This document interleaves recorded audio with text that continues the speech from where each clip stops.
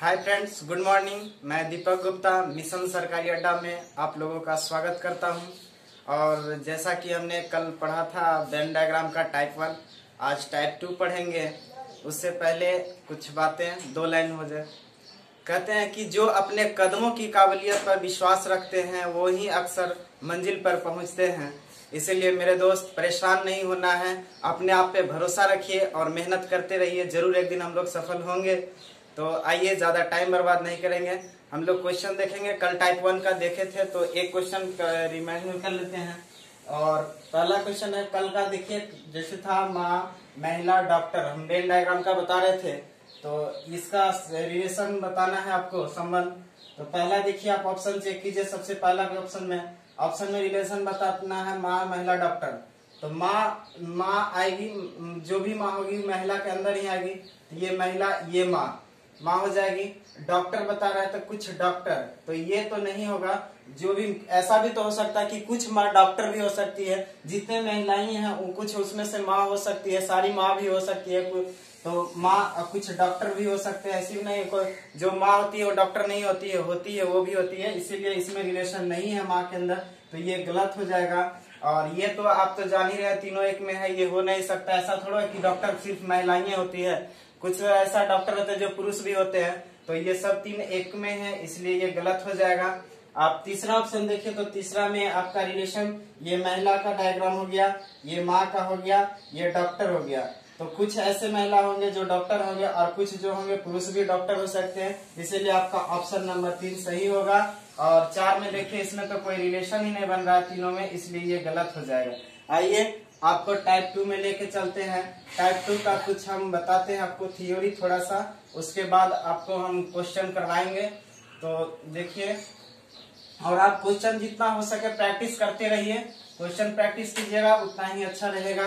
तो देखिए, डायग्राम जैसे टाइप 2 में थोड़ा बनता है। टाइप 2 का जैसे डायग्राम एक ऐसा आएगा और कुछ एक इस तरह से आएगा। टाइप 2 का क्वेश्चन ऐसे आते हैं।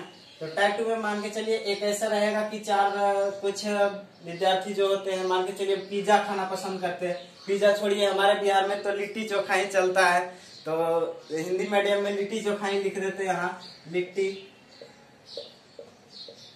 लिट्टी चोखा। और इधर मान लीजिए बर्गर, ये इंग्लिश मीडियम के लिए है, छोड़िए समोसा ही लिख देते हैं, ये समोसा। मान के चलिए कुछ विद्यार्थी हैं, ए है, बी है, सी है, डी है। इधर भी है ए बी,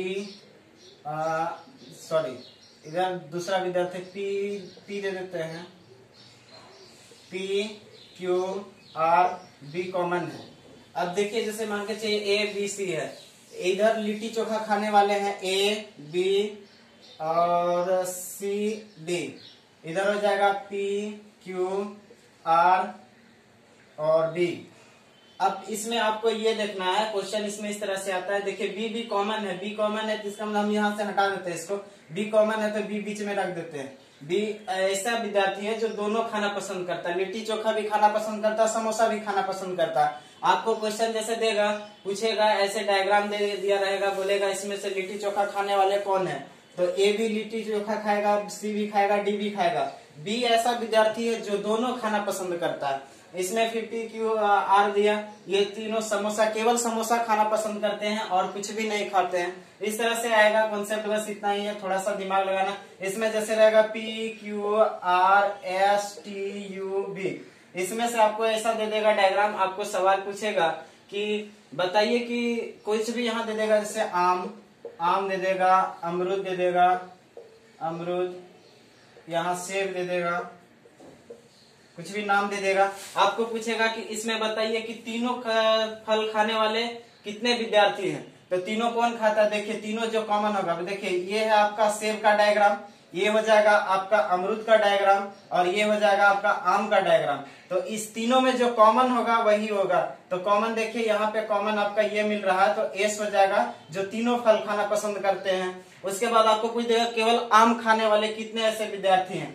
केवल आम के लिए बोलेगा ऐसा कि ना ही अमरूद खाते हैं ना ही सेब खाते हैं, केवल आम खाते हैं। केवल अगर पूछेगा तो पी हो जाएगा, ठीक है। और खाली पूछेगा कि आम खाने वाले कुल कितने विद्यार्थी हैं जो ना ही अमरूद खा, नहीं पूछेगा कि अमरूद पूछेगा कि आम खाने वाले कितने ऐसे विद्यार्थी हैं, तो कुल बताइए, कुल विद्यार्थी का पूछेगा। तो आम खाने वाले देखिए पी भी है, ये आम का डायग्राम आपको देखना है। आम का डायग्राम में देखिए पी आ जाएगा, क्यू आ जाएगा, एस आ जाएगा, टी आ जाएगा। ये दोनों के बारे में आपको कुछ नहीं बोलेगा, बस खाली पूछेगा कुल आम खाने वाले विद्यार्थी कितने हैं। तो देखिए P plus Q plus S plus T हो जाएगा। ये चारों आदमी खाते हैं जो भी आम के डायग्राम में। अगर पूछ देगा सेब खाने वाले कितने कुल विद्यार्थी हैं, आम और अमरूद का कोई बात नहीं करेगा, तो जितना भी सेब के डायग्राम में होगा वो हो जाएगा। बस कॉन्सेप्ट इतना ही है, आप ये कॉन्सेप्ट का ध्यान रखिए। और आगे हम इस पे सवाल बताते हैं, आपको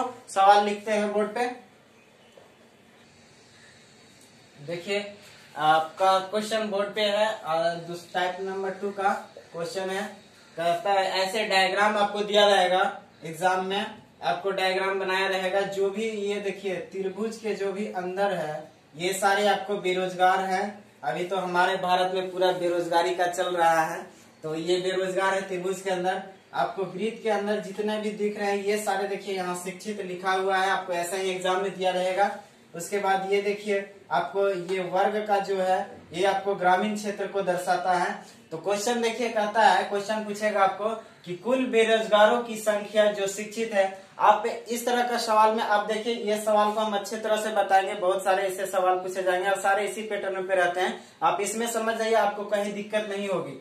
तो पहला क्वेश्चन देखिए कहता है कि कुल बेरोजगारों की संख्या जो शिक्षित है। ऑप्शन आपको 8, 4, 12, 10 दिया हुआ है। तो देखिए आपको खोजना है बेरोजगारों। तो बेरोजगार का सबसे पहले देखिए तो आप त्रिभुज के अंदर देखिए ये बेरोजगारों की संख्या दिया हुआ है, बेरोजगार का दिया हुआ है। उसके बाद कहता है कि कुल बेरोजगारों की संख्या जो शिक्षित है, शिक्षित बोल रहा है। तो सबसे पहले ग्रामीण का तो बात नहीं किया, ग्रामीण का जब बात नहीं करे तो आप ग्रामीण को सबसे पहले इसको आप इग्नोर कर दीजिए, इसको आप भूल जाइए। ग्रामीण के बारे में बात नहीं किया तो भूल जाइए। आपको बेरोजगार और शिक्षित के बात कर रहा है, तो आप ट्रायंगल को देखिए और इसमें देखिए आप वृत्त में देखिए आपको क्या मिलेगा। वृत्त जो शिक्षित और बेरोजगार इसी का पूछ रहा है, तो कुल पूछ रहा है कितने हैं। तो आप देखिए ये दोनों के बीच में कॉमन कौन सा मिल रहा है। तो कॉमन देखिए 8 जो है, 8 तो आपको नहीं मिल रहा, 8 सिर्फ है शिक्षित का पूछता तब 8 हो जाता। इसमें देखिए फिर 9 जो है ग्रामीण को तो सीधा साइड ही कर दीजिए। आप 15 की बात करें, यहाँ देखिए तो ये त्रिभुज में है लेकिन ये वृत्त से बाहर है, इसीलिए शिक्षित ही नहीं होगा, इस सिर्फ बेरोजगार हो जाएगा। तो ये भी बाहर कीजिए। आप इसमें कॉमन देखिए दोनों में, तो कॉमन यहाँ से आप देखिए ये वाला जो पोर्शन है, ये जो 12 का जो अंदर में है, जो 12 का जो घेरा के अंदर में है ये आपको है। तो कुल बेरोजगार और शिक्षित, बेरोजगार और शिक्षित बोल रहा है, तो ये देखिए ट्रायंगल के अंदर भी है, वृत्त के अंदर भी है, और ये आपको बेरोजगार शिक्षित दोनों। तो आपका इसका आंसर हो जाएगा 12, यानी कि ऑप्शन नंबर सी। फिर देखिए दूसरा क्वेश्चन बोलता है कि ऐसे शिक्षित ग्रामीणों की संख्या जो बेरोजगार हैं। दूसरा में कहता है ऐसे शिक्षित ग्रामीणों, ग्रामीण की बात कर रहा है, शिक्षित की बात कर रहा है, यानी कि वर्ग की भी बात कर रहा है और आपका वृत्त का भी बात कर रहा है। उसके बाद कहता है जो बेरोजगार हैं, शिक्षित ग्रामीण जो बेरोजगार है, यानी कि तीनों की बात कर रहा है। तो देखिए तो तीनों के अंदर में कॉमन कौन सा है। कॉमन देखिए आप यहाँ देखिए, ध्यान से देखिए, तो ये आपका ये वर्ग के अंदर भी आ रहा है, आपको त्रिभुज के अंदर भी आ रहा है। 4 की बात कर रहे हैं, उसके बाद ये वृत्त के अंदर भी बात करें तो देखिए 4 इसका हो गया। तो ये हो जाएगा आपका ऑप्शन नंबर बी सही 4। ये ऐसे लोग हैं जो कि ग्रामीण, शिक्षित ग्रामीण है, शिक्षित के अंदर भी है, ग्रामीण भी है और बेरोजगार भी है, तीनों के अंदर जो कॉमन है यही आंसर आपका हो जाएगा बी नंबर ऑप्शन। अब बात कीजिएगा 12 का, तो 12 देखिए, 12 ध्यान से देखिए, तो ये वर्ग ग्रामीण से बाहर हो जा रहा है, ग्रामीण से बाहर हो जा रहा है, खाली शिक्षित और ये बेरोजगार हो जाए, इसीलिए ये आंसर नहीं होगा, आपका 4 होगा। आपको इसी में पूछ देता कि आप ऐसा बताइए, ऐसे ग्रामीण बताइए जो ना तो बेरोजगार है और ना ही शिक्षित है, तो केवल ग्रामीण की बात करता। ग्रामीण में पूछता कि बेरोजगार भी नहीं और शिक्षित भी नहीं, वो सब का बात अगर नहीं करता तो 20 हो जाता आपका आंसर। और अगर पूछ देता आपको, यहाँ पे आपको सवाल पूछता कि ऐसे लोग को बताइए जो बेरोजगार भी है, ग्रामीण भी है लेकिन शिक्षित नहीं है, तो आप यहाँ ध्यान से देखिए, तो बेरोजगार और ग्रामीण की बात कर रहा है, शिक्षित का बात नहीं। तो सबसे पहले तो आप ये वर्ग को हटा दीजिए, वर्ग को आप बाहर कर दीजिए। तो आप देखिए इसमें आप कॉमन, दोनों में से कॉमन कौन मिल रहा है, 10 मिल रहा है आपको, 10 जो संख्या ये कॉमन मिल रहा है। तो आपसे जब भी पूछता कि ऐसे ग्रामीण बेरोजगार बताइए जो शिक्षित नहीं है, तो शिक्षित हटा दिए, तो दोनों में कॉमन जो रहेगा वही आपका आंसर हो जाता है 10 हो जाता है। यानी कि जिस के बारे में बात करे, जिसकी बात नहीं करे उसको छोड़ देना है, आपको जिसका बात करेगा उसका आपको बताना है, देखना है कि वो दोनों में कॉमन कौन है। तीनों की बात करे तो आप तीनों में कॉमन ढूंढिए कि तीनों में कॉमन कौन है, वही आपका आंसर हो जाएगा। और दो की अगर बात करेगा तो दोनों में कॉमन देखिए वो हो जाएगा। आपसे अगर इसी में सवाल पूछ देता, आपसे इसी में पूछ देता कि ऐसे बेरोजगार बताइए, कुल बेरोजगारों की संख्या बताइए, आपको ग्रामीण और शिक्षित की बात नहीं करता, आपसे पूछता कि आप कुल बेरोजगारों की संख्या बताइए कि कितनी बेरोजगार है, शिक्षित और ग्रामीण की बात नहीं करता। तो आप यहाँ ध्यान से देखिए, बेरोजगार की बात करता है, ये दोनों का बात आपसे नहीं करता, तो आपको कुछ नहीं करना था, आप बेरोजगार का आप पूरा डायग्राम देखते, इसमें जितना भी संख्या है सारे को जोड़ के आप आंसर बता देते। जैसे फिर बोलता आप शिक्षित, कुल शिक्षित की संख्या बताइए, बेरोजगार और ग्रामीण की बात नहीं करता, आपको कुल पूछता तो वर्ग के अंदर जितने भी होगा वो सबको जोड़ के बता देते। तो यही 3-4 टाइप से 5 पूछता है जो हम आपको बता दिए हैं। और इस पे आपको एक और क्वेश्चन करवाते हैं, 1-2 क्वेश्चन करवाते हैं, प्रैक्टिस कीजिएगा, हो जाएगा। आप इसमें ज्यादा कुछ भी नहीं है, बस प्रैक्टिस का खेल है, आप दिमाग लगाइए, थोड़ा सा कॉन्सेप्ट है। और आपको अब दूसरा क्वेश्चन हम लिखते हैं बोर्ड पे, थोड़ा देर देखिए। अगला क्वेश्चन आपका बोर्ड पे है, बोर्ड पे आपको डायग्राम इस तरह से बना के दिया जाएगा। डायग्राम आप देखिए, सबसे पहले ऐसा क्वेश्चन रहेगा तो सबसे पहले आप डायग्राम ही चेक करें। डायग्राम में देखिए पहले कि डायग्राम में स्नातक में कौन सा आता है। स्नातक के लिए देखिए ये त्रिभुज है, स्नातक में जाता है त्रिभुज। उसके बाद आपको ये वृत्त वाला आ जाइए, वृत्त में देखिए आपको क्या है, वृत्त में सामाजिक संगठन के सदस्य हैं, ये डायग्राम है, इसके अंदर जितने भी हैं सारे वो हो जाएंगे सामाजिक संगठन। उसके बाद आप वर्ग में देखिए तो वर्ग में ध्यान दीजिएगा, इसके अंदर जितने भी आएंगे वो सब व्यवसायिक संगठन के सदस्य होंगे। अब क्वेश्चन क्या कहता है, क्वेश्चन पे ध्यान दीजिएगा, कहता है कि ऐसे स्नातकों की संख्या कितनी है जो व्यवसायिक संगठन में सदस्य हैं।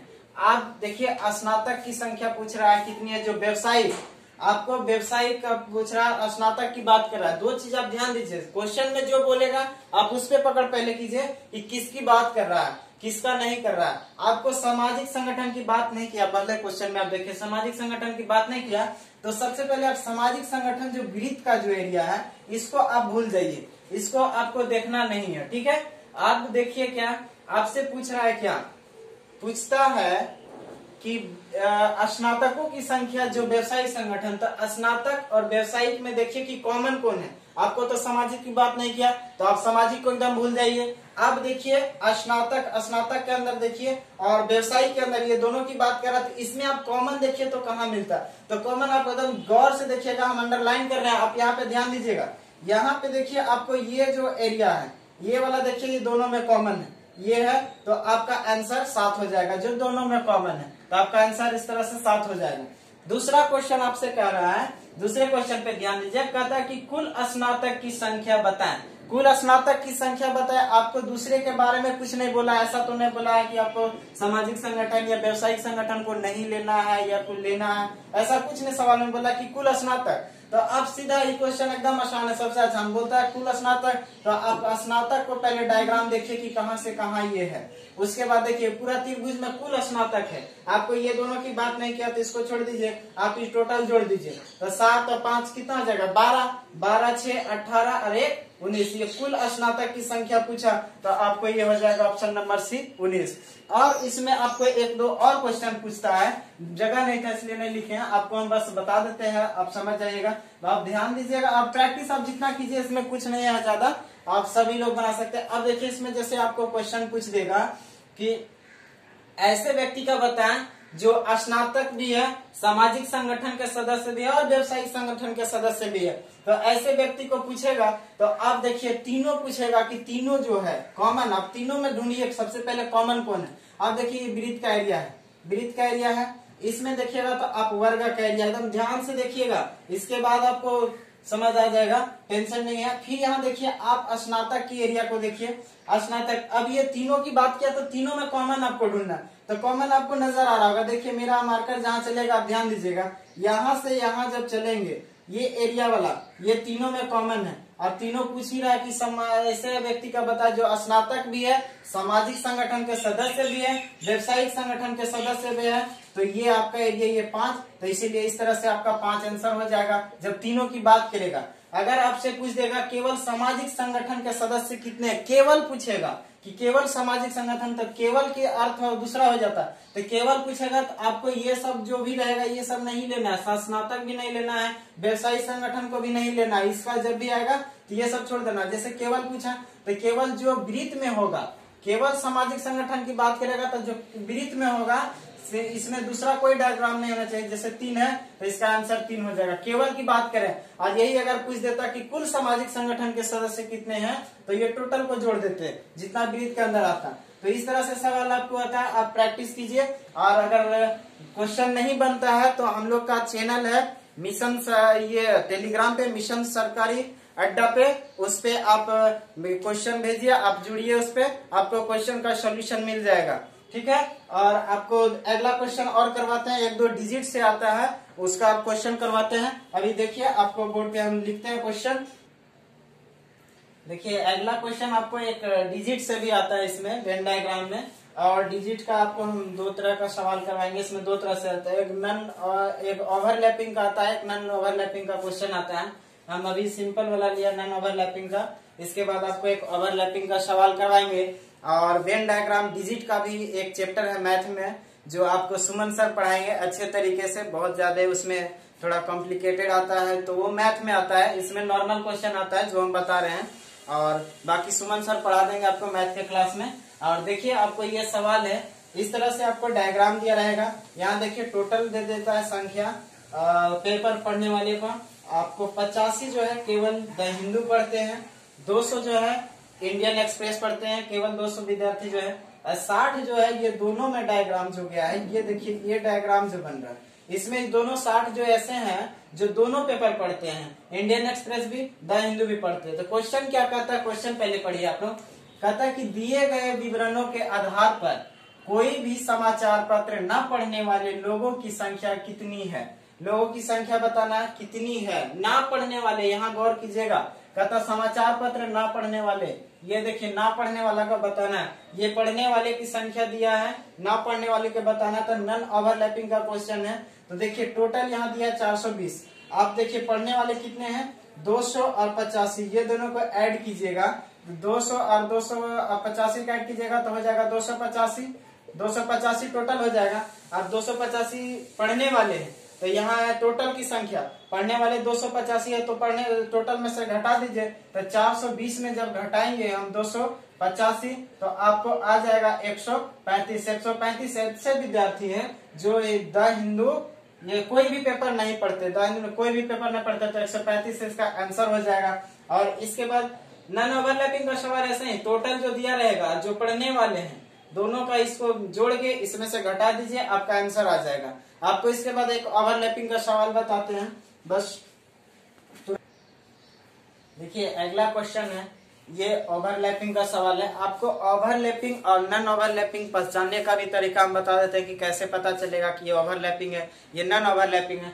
तो आप क्या कीजिएगा कि जितना जो टोटल दिया रहेगा, ये टोटल दिया रहेगा, उसमें से ये जो दिया रहता है पढ़ने वाला या खेलने वाला जो भी दिया रहेगा दोनों, ये दोनों को जोड़िएगा। अगर इस टोटल से ज्यादा आ जाए तो समझिए ओवरलैपिंग का सवाल है, और ये टोटल से कम आए दोनों को जोड़ने पे तो नॉन ओवरलैपिंग का सवाल है। जैसे जोड़िए 25 और 22 जोड़िएगा तो कितना होता है 47 आता है, यानी कि ये 40 से ज्यादा है, 40 से ज्यादा, तो ये ओवरलैपिंग का सवाल हो जाएगा। ओवरलैपिंग का सवाल बनाने के लिए आपको करना क्या है, जैसे इस तरह का दे देगा डायग्राम, आपसे पूछेगा इसमें बताइए कि केवल क्रिकेट खेलने वाले विद्यार्थी, पहला क्वेश्चन, तो केवल क्रिकेट की बात करेगा। तो केवल जब बोलेगा तो यहाँ देखिए ये जो है ये क्रिकेट खेलता है, ठीक है, क्रिकेट का डायग्राम। ये बोलेगा कि क्रिकेट खेलने वाला तो 25 हो जाए, केवल की बात करेगा तो यहाँ देखिए बीच में जो ये पोर्शन है ये दोनों में है कॉमन, दोनों में कॉमन है। तो ये 16 जो है ऐसे विद्यार्थी हैं जो टेनिस भी खेलते हैं और 25 क्रिकेट भी खेलते हैं। लेकिन इधर फिर अगर टेनिस की बात करेगा केवल का, तो ये जो दोनों खेलते हैं तो कुछ ना कुछ इसका इसमें भी जाएगा इसमें भी जाएगा, तो इसको घटाएंगे तो केवल क्रिकेट की बात करेगा तो आप 25 में से ये जो दोनों खेलने वाला है, दोनों खेल खेलता है, इसको घटाएंगे तो 25 में से घटाइए 16, तो कितना हो जाएगा, 25 में से 16 घटाएंगे 9 हो जाएगा। और फिर जब बोलेगा कि केवल टेनिस के बाद दूसरा क्वेश्चन कहता है केवल टेनिस खेलने वाले, तो केवल टेनिस में 22 है टोटल, 22 में से 16 घटा दीजिए तो आपको 6 आ जाएगा। और फिर कहता है तीसरा क्वेश्चन कहता है कि खेलने वाले कुल खिलाड़ी, कुल खिलाड़ी दोनों खेल खेलने वाले कुल खिलाड़ी की संख्या पूछ रहा है।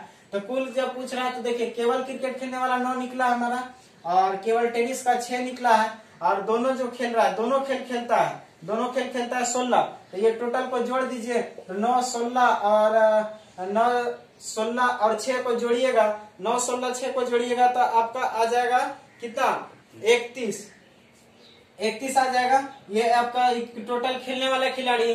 फिर चौथा कहता है कि नहीं खेलने वाले खिलाड़ी की संख्या पूछता है, तो नहीं खेलने वाले टोटल आपको 40 दिया होगा टोटल खिलाड़ी की संख्या, उसमें से आप ये 31 नहीं खेलने वाले को घटाइएगा तो आपका आ जाएगा नहीं खेलने वाला, तो 40 में से 31 घटा दीजिए आपको आ जाएगा 9, आंसर हो जाएगा। इस तरह का 9 आंसर इसका हो जाएगा, ठीक है। और अब आज आपका क्लास ये खत्म होता है वेन डायग्राम का। अगला हम लेंगे होली बाद, होली का तो अब छुट्टी होने वाली है। तो आप सभी को मिशन सरकारी अड्डा की पूरी टीम की ओर से आपको और आपके परिवार को होली की ढेर सारी शुभकामनाएं। धन्यवाद।